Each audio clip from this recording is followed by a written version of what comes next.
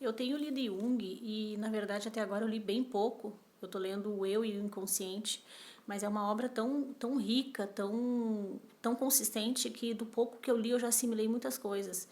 E como eu não sou estudiosa em, na verdade, nada, eu acho que é possível falar, pesquisar e falar sobre assuntos dos quais nós não conhecemos exatamente, mas com cuidado de, de falar de forma circunscrita ali sobre o que a gente mais ou menos sabe o que está falando. E eu acho que isso é possível. Então, nessa obra, eu vi que fala sobre a assimilação do conteúdo inconsciente, das informações do inconsciente, que isso levaria poderia levaria ou a um exagero da consciência sobre si mesmo, uma autoconfiança exagerada, como se a pessoa soubesse tudo acerca de si mesmo, ou seja, esse autoconhecimento, esse acesso a esses conteúdos do inconsciente poderia levar a pessoa a achar que já sabe tudo sobre si mesma, né? Inclusive achando que sabe mais do que o terapeuta. Isso estaria escrito na obra, né?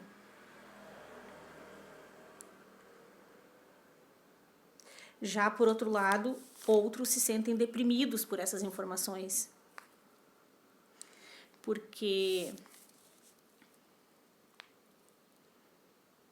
na verdade os autoconfiantes ocultariam, na verdade, uma sensação de desamparo. E isso para mim faz todo sentido, porque com certeza uma sensação de desamparo requer uma externalização de autoconfiança, né? Como uma forma de compensação. Já os deprimidos e pessimistas se tornam assim por uma obstinação pelo poder. Então, quando sentem que não, já esse outro grupo que o Jung descreve seriam aqueles que sentem a necessidade de dominar a situação, e quando sentem que é uma situação que pode perder o controle, eles não querem nem o otimismo, porque o otimismo ele não garante nada, na verdade, né? Então é menos do que eles precisam e querem, que é o poder. Então eu teria esses dois extremos, entre matizes, né? Assim, de pessoas mais autoconfiantes ou mais tímidas, mas a princípio existiriam esses dois extremos. E também diz que no início do seu autoconhecimento, o analisando, ele se abusa desse autoconhecimento por sua atitude neurótica. E aí eu tenho que, para entender isso, precisa entender sobre o conceito de neurose em Jung, né? Que isso eu preciso estudar ainda. E no início não há uma distinção entre imago, que é um conceito do Jung também, que seria a imagem que o indivíduo faz do objeto, entre o imago e o objeto, ou seja, a imagem que eu faço do objeto e o objeto em si. No início não há essa distinção. Então, se há um investimento cada vez maior no objeto, de acordo com essa imago.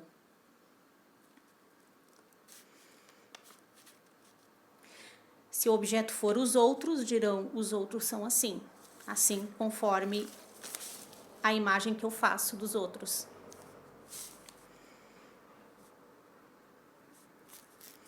Então, novamente, Jung coloca dois grupos, os tolerantes e os intolerantes a essas novas informações, a esse autoconhecimento novo. Se forem tolerantes, acreditarão precisar iluminar o mundo. E se forem intolerantes, se sentirão mais como objeto do que sujeitos dos seus semelhantes. E esse peso os deixará deprimidos. Nos dois casos, se intensificará a relação com o objeto, ativa no tolerante, ou seja, o que tolera essas novas informações, ele tem uma relação ativa com o objeto que ele foca. E o intolerante é reativo com relação a esse objeto. O efeito transformador da análise nos conteúdos inconscientes engendra um tipo de tolerância superior. Uma tolerância superior a todo esse conhecimento. Mas ele diz que tal tolerância pode parecer sábia e superior, mas muitas vezes não passa de uma boa atitude com consequências, pois resulta em um sentimento de superioridade, que pode expressar-se como semelhança a Deus, ressalva própria.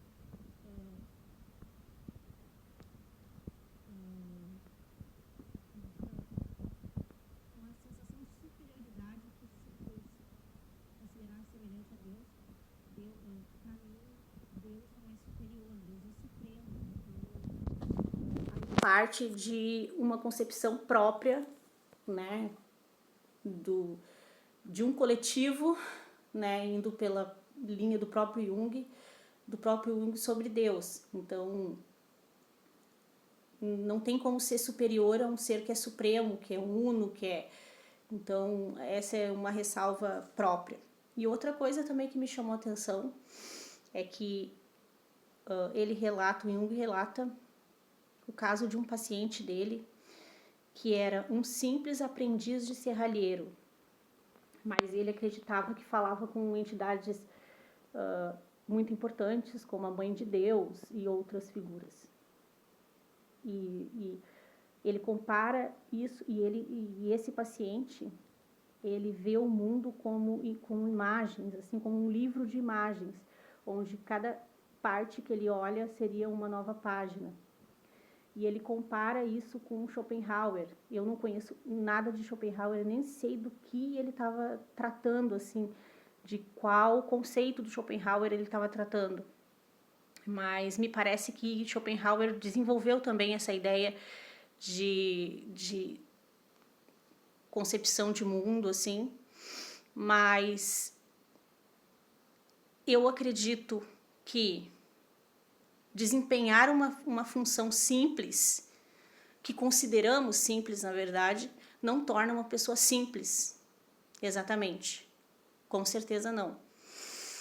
E então, assim, tem algumas coisas que me incomodam e tem algumas coisas que eu não consigo assimilar, assim, né? Mas eu pretendo... E também o Jung me levou a retornar a Freud e Lacan, que eu não conheço também, mas o Jung pede o conhecimento desses autores, que eu pretendo conhecer, mas eu pretendo me fixar mesmo no Jung. Como eu disse, por mais que não sejamos estudiosos em algum assunto, eu acho que é possível sim estudar por conta própria, estudar e se interessar realmente por alguma coisa e estudar esse assunto por conta própria, hoje tem muita informação, né, então eu acho que é muito possível sim entender alguma coisa por conta própria.